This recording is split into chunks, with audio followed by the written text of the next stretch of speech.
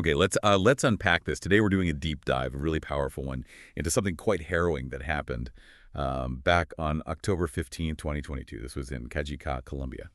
And it centered on Danna Chávez. She was just 21, a devoted mother. And, well, her personal struggle kind of exploded into this symbol for a much, much bigger fight nationally. So our mission really is to pull out the key insights from the sources we have. We want to understand not just, what happened factually, but why. Why did this one incident become so pivotal for the whole country?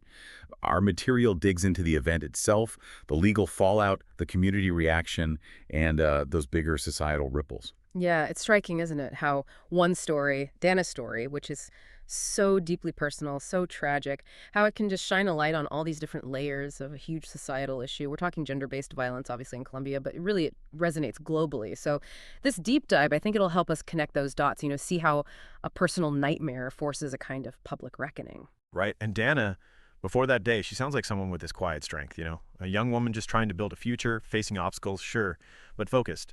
And a dedicated mom to her little boy, who was, just 11 months old at the time, working in a small cafe, just living her life.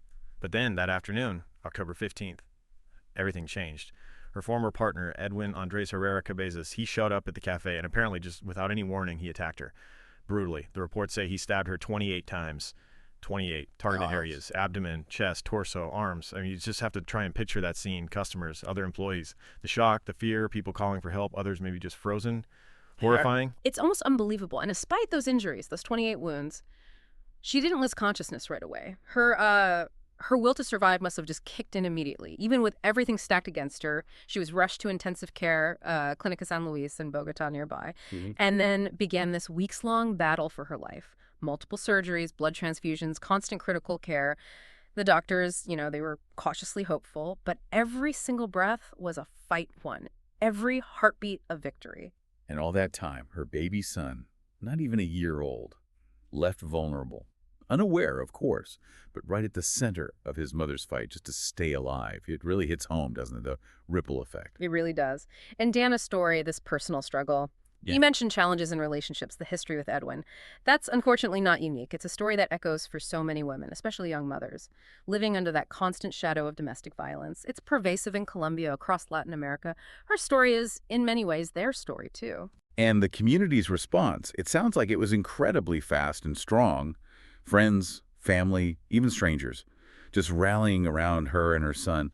There was this outpouring, wasn't there? Donations, vigils, social media campaigns, all trying to raise awareness, not just for Danna, but this whole issue of gender violence. Yes, and what's notable, maybe even surprising, is how quickly the justice system actually moved here. Often you see delays, frustrations, but in this case, Edwin Andres Herrera Cabezas was arrested right there at the scene, in flagrante delicto, caught red-handed, basically. That's crucial for the prosecution. And the charge wasn't just assault, it was attempted femicide. That specific term is important. Hugely important. Right. It legally recognizes the gendered motivation behind the violence. It says, this happened because she is a woman. The prosecutor's office, they built a really strong case. Physical evidence, eyewitnesses, and eventually Danna's own statements, when she was able to give them. Plus the sheer brutality, those 28 stab wounds and their prior history, it all pointed towards premeditation. Aggravating factors, legally speaking. And then Edwin actually admitted responsibility in court. That seems unusual for these types of cases. It is quite rare. Often there are denials, attempts to shift blame. His admission, though, it didn't really lessen the public anger. If anything, it might have just underscored the severity for many. The sentence reflected that at least 125 months, that's over 10 years, acknowledging those aggravated circumstances. But okay, the story didn't just stay in the hospital or the courtroom. You mentioned the community response earlier, but it sounds like it grew into something more organized, more activist. How did that play out? Right, this is where Danna's case really became a flashpoint. It moved beyond just demanding justice for her. Feminist collectives got involved. Groups like Víboras and La Laguna were mentioned specifically. They organized protest demonstrations, not just in Cajicá, but spreading out, and their demands broadened. Yes, punish Edwin, but also, let's talk about the system. They started calling for transparency, for accountability from the entire judicial system, accusing it, in many gender violence cases, of, well, favoritism, even corruption. So it wasn't just about this one perpetrator anymore. Exactly. The protests spread. You saw them in places like Gómez Palacio, too. It sparked this nationwide conversation about femicide, violence against women, impunity. Those hashtags, hashtag justice for Danna Chávez, they were trending for weeks. Her case became this symbol, this emblem for millions of women fighting for survival, yes, but also for recognition, for dignity, and for real systemic reform. It shifted. And the backdrop to all this, it's pretty grim, isn't it? Colombia's overall struggle with gender-based violence. The statistics is just staggering. Thousands of women victims of femicide or attempted femicide every year. It's deeply rooted, yes. And tragically, the systems that should prevent violence or prosecute it effectively, they often fall short. Dramatically short sometimes. Victims run into indifference, endless bureaucracy, sometimes outright hostility from the very institutions meant to protect them. And that just feeds the cycle of violence, the cycle of silence. But Danna's case, it sounds like it did manage to break through some of that silence. Undeniably. She became more than just a survivor. She became, as you said earlier, a symbol. A symbol of resilience, yeah, but also a kind of beacon of hope. And did that hope translate into actual changes or potential changes? It did. Activists really used her story, her case, to push for concrete things. Legislative proposals, aimed at strengthening protections for victims, improving support services, demands for better training for police, faster court processes, more shelters, more resources for women trying to escape abuse. And Danna herself, despite everything, the physical scars, the emotional trauma, her spirit wasn't broken. Her recovery, it's slow, it's painful, ongoing, needs medical care, psychological support, obviously. But she's expressed through her family and advocates this determination to live and to make sure her story helps stop this from happening to others. Yeah, the path forward. It's still uncertain, of course, for her and her son. But you have the legal process continuing and this ongoing community activism that provides a foundation, a sense of hope, maybe. Edwin Herrera's final sentencing, how it all plays out, it's being watched very closely.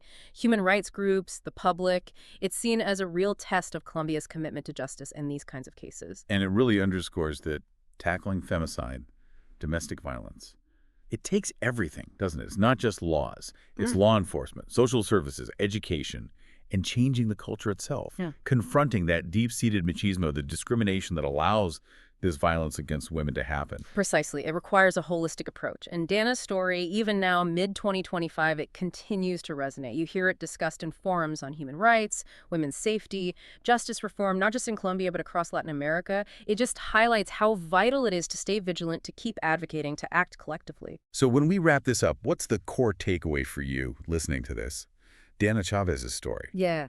It's so much more than just one horrific event, isn't it? It's this incredibly profound narrative of survival, but it's woven into this national demand for justice, for real change. Absolutely. And connecting it back to that bigger picture, Danna's resilience, her sheer will in the face of something truly unspeakable. It's such a stark reminder of the systemic failures that are still there, and it highlights just how urgently we need that collective vigilance, that advocacy to protect the most vulnerable people in our societies. Her survival wasn't just personal, it challenged everyone. Every single wound Danna endured, it tells a story. Pain, yes, unimaginable pain, but also incredible courage. Her survival is a challenge to all societies, really, to do better, to protect women, daughters, sisters, mothers. And it demands that no case of violence against a woman ever gets ignored or dismissed or forgotten. So maybe think about what part of Danna's deep dive resonated most with you, and what role do you think collective action really plays when confronting issues this complex, this deep? If you enjoyed this video and want to dive deeper into more cases like this one, make sure to subscribe to our channel. Don't forget to like the video if you found the story compelling, and share it with your friends and family who might be interested in true crime and mysteries.